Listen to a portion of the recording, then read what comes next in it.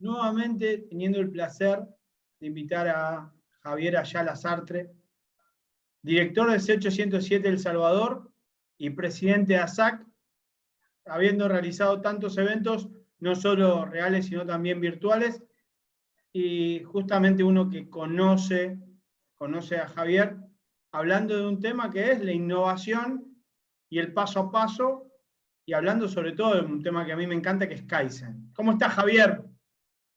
Todo bien, Juan, muchas gracias por invitarme. Aquí ya listos.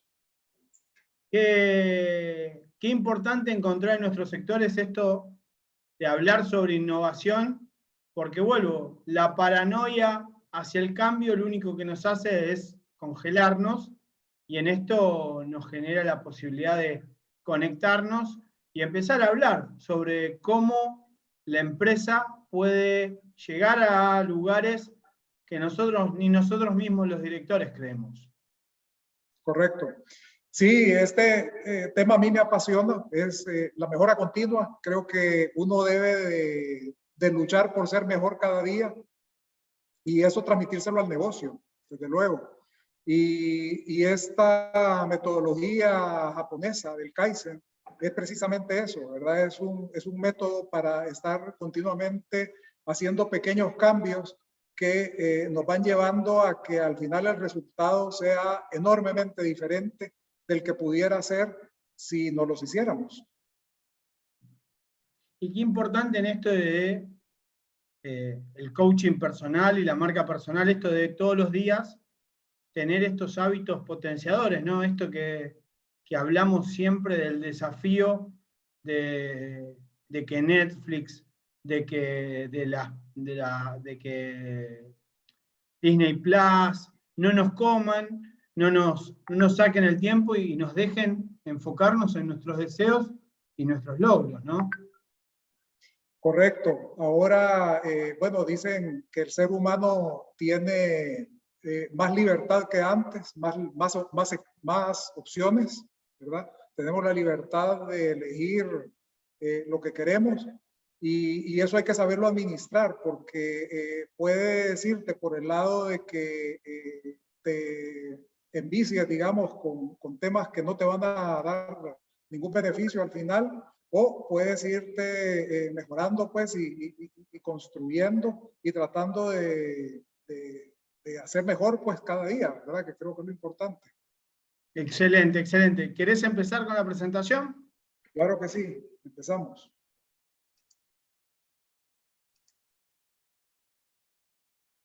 Vamos a ver. Ok, ¿ya ves la pantalla? Sí.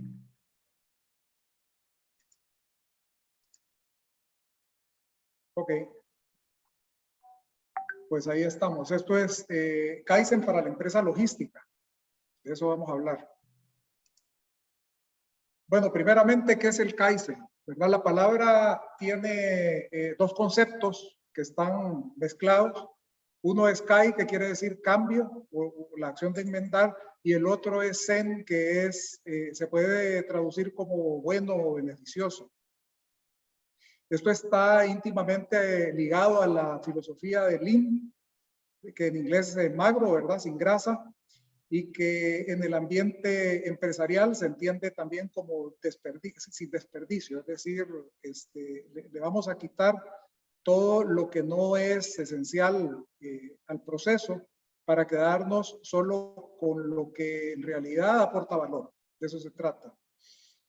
El concepto surge en Japón luego de la Segunda Guerra Mundial y es impulsado por Masaki Imai a partir de las enseñanzas de William Edward Deming, que era de Estados Unidos. Este es el gurú del tema de la calidad en Estados Unidos y que había dado sus charlas en la Unión Japonesa de Científicos e Ingenieros. Ahí es donde Masaki Imai funda su grupo de consultoría, ¿verdad? Y empieza pues el tema de Kaizen en 1986. Sin embargo, el Kaizen tiene raíces más profundas, ¿verdad? Y se habla mucho de Toyoda Kichiro, que es el fundador de Toyota, junto con un ingeniero que es Taiichi Ohno, que lo implementaron en Japón, en la producción de Toyota. La historia es bien interesante. Ellos inician, pues después de, imagínate el contexto, después de la Segunda Guerra Mundial en Japón. Ahí no había nada, prácticamente Japón estaba devastado, o sea, había muy pocas materias primas, la demanda estaba caída y ellos pretendían vender automóviles, ¿verdad? Y entonces habían escuchado pues los conceptos de este señor Deming de Estados Unidos y estaban muy interesados en el éxito que las empresas norteamericanas de vehículos habían tenido, específicamente Ford, y se le ocurre a este Taiichi Ohno irse para Estados Unidos y ver qué es lo que había logrado Ford allá. Y resulta de que se encuentra con que Ford produce bajo el método push, es decir, ellos producen tanto como pueden, ¿verdad? Y después empujan por eso se llama push, ¿verdad? Empujan esta producción hacia los concesionarios y los concesionarios tienen que ver cómo venden esa producción y Ford, digamos, la fábrica se encarga de producir, los concesionarios de vender y todos felices. Desde luego, en un contexto como el de Estados Unidos, esto es funcional, esto digamos que producía riqueza para todas las partes, pero en el contexto japonés era un problema porque no tenías la demanda, tenías una limitante de materias primas y esto no le iba a funcionar. Entonces llega a Estados Unidos, se da cuenta del método de Ford y dice, esto no va a funcionar allá, yo no puedo darme el lujo de empezar a producir sin tener las ventas realizadas.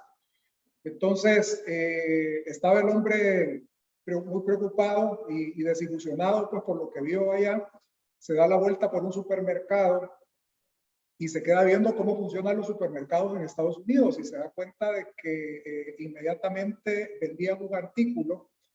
Había alguien en el supermercado que llegaba y lo reemplazaba por otro y que en la parte trasera del supermercado tenían un pequeño stock de productos que era lo que servía pues para cumplir con esa demanda. Una vez se acababa ese stock, pues reordenaban más, pero tenían nada más lo justo para poder suplir la demanda de gente pues que estaba llegando y que compraba. Entonces él dice, ese es el enfoque que yo necesito en mi empresa, en Toyota, ¿verdad? Y entonces empiezan a hacer el concepto pool, que es decir, voy a vender, voy a producir en base a lo que venda. O sea, si me piden una unidad, pues esa unidad voy a producir y solo voy a pedir materia prima para producir esa unidad, ¿verdad? Y esto requiere pues el just in time, el que me entreguen justo a tiempo las materias primas,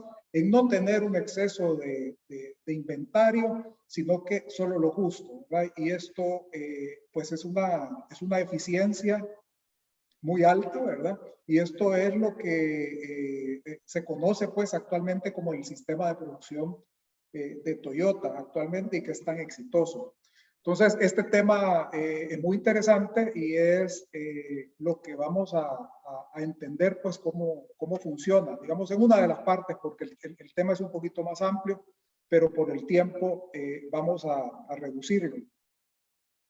La estrategia de Kaizen es impulsar la productividad mediante la eliminación de lo que no es necesario. Y lo que no es necesario en japonés le llaman muda, ¿verdad? Y aquí se trata de quitar el muda, ¿verdad? Del área de trabajo, ¿verdad? Y muda significa inutilidad o despilfarro, o sea, lo que no es necesario para el proceso. Adicionalmente, debemos de establecer estándares de operaciones. ¿Qué es un estándar de operación? Esto es un procedimiento escrito de cómo algo se debe realizar. ¿Por qué necesitamos esto? Porque debe de quedar por escrito cómo se hace algo para que pueda ser mejorado en el futuro. Porque yo de repente cambio al empleado y si el empleado no le transmitió correctamente el conocimiento a la persona que va a ocupar su puesto, esta persona pues no va a poder saber todos los problemas que el otro vivió para llegar a hacer las cosas como las estaba haciendo. Entonces, es necesario tener estándares de operaciones, es decir, escritos, y comenzar a ver en base a eso que ya se tiene establecido cómo se va mejorando.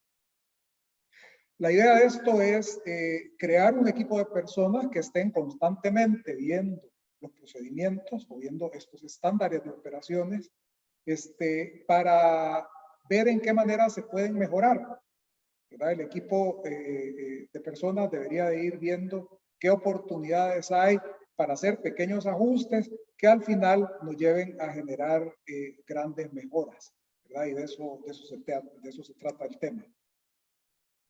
¿Cómo podemos implementar este tipo de metodología en nuestra empresa? Pues los expertos dicen que hay 7 pasos para hacerlo. O sea, el primero es, obviamente, identificar un problema, identificar un proceso o un tema que quisiéramos mejorar. Luego, debemos crear un equipo de trabajo. Este equipo de trabajo es importante que sea multidisciplinario. O sea, si voy a mejorar algo del área de operaciones, voy a involucrar a la gente de los otros procesos que tiene que ver con la parte operativa, ¿verdad? Ventas, finanzas, para que también me den su retroalimentación. O sea, no lo voy a hacer solo con el área de operaciones, sino que lo tengo que ver en el contexto del sistema, es decir, de toda la empresa. Luego, deberemos de analizar los datos que vayamos recopilando. Después, dice, pues, una máxima de la calidad, dice que lo que no se mide no se puede mejorar, y aquí debemos de preocuparnos por medir las cosas, porque esto nos va a generar datos, los cuales vamos a analizar mediante gráficos u otras herramientas para ver su comportamiento, ¿verdad? Y de ahí vamos a deducir por qué la situación se está dando de la manera que se está dando. Una vez tenemos esto, ya tenemos todo puesto en su lugar y podemos establecer un plan de medidas correctivas, ¿verdad? El plan de medidas correctivas deberá hacerse en conjunto, en equipo, ¿verdad? El equipo deberá de dar sus ideas de cómo creen que se puede mejorar la situación. Y esta parte, pues, es la que se va a incorporar al estándar operativo del que habíamos hablado inicialmente. O sea, como tenemos ya el estándar actual, vamos a ver qué medida correctiva vamos a hacer y de igual manera la vamos a incorporar en el estándar de operaciones que tenemos, ¿verdad? Por eso la importancia de que esto quede por escrito. Luego, desde luego viene la parte de seguimiento y evaluación de resultados, ¿verdad? Medición, desde luego. Y vamos a ver cómo está funcionando el nuevo estándar operativo que hemos implementado. Y finalmente va pues la parte del control y el registro del problema resuelto. Esto lo pongo como una ayuda para identificar los posibles problemas que se nos pueden dar. Dicen que hay 8 tipos de muda, o sea, 8 tipos de desperdicios que podemos tener en los procesos y en la empresa. El primero, pues, es el talento no utilizado, el otro es el inventario, el otro son los movimientos, el otro son los tiempos de espera, el transporte que no es necesario, los defectos, la sobreproducción y el sobreprocesamiento. Yo he preparado a continuación un slide donde vamos a ver cómo cada uno de estos se puede aplicar a una empresa de logística. O sea, esto recordemos de que está hecho para empresas en el contexto industrial, de empresas que producen productos tangibles, ¿verdad? Pero perfectamente puede ser también utilizado para empresas de servicio. Entonces, ¿cómo podríamos entender cada uno de los tipos de desperdicio en la empresa de servicios? O sea, por ejemplo, los defectos. Los defectos pueden ser errores al ingresar órdenes de trabajo, defectos en los sistemas, pueden ser digamos, distracciones de los empleados que nos llevan a proporcionar un servicio inadecuado o no como el que el cliente me había solicitado. En nuestro caso, pues puede ser, si alguien me pidió que trajera esto por marítimo, un cliente se le olvidó tomar nota de ese detalle y me lo mandó por aéreo, ¿verdad? Lo cual me va a ocasionar un gran problema y desde luego esto va a generar un tipo de desperdicio que es atribuible pues a defectos, ¿verdad? El otro sería la sobreproducción, es decir, proveer servicios innecesarios, reportes inútiles, ¿verdad? Etcétera, que también pues es otro tipo de desperdicio que debemos de tomar en cuenta. Los tiempos de espera, ¿verdad? Debemos de ver que la espera alarga el proceso, cualquier tipo de proceso que sea, y aquí se trata de tomar el menor tiempo posible para hacer las cosas, porque esto pues al final nos va a llevar a un ahorro de recursos. Por ejemplo, esperar aprobaciones o decisiones cuando tenemos demasiados controles para un determinado tipo de operación. Probablemente para colocar una orden de una carga requiere demasiadas vistos buenos, demasiadas aprobaciones. Esto va a generar un tiempo de espera innecesario que el cliente pues no tiene por qué tener.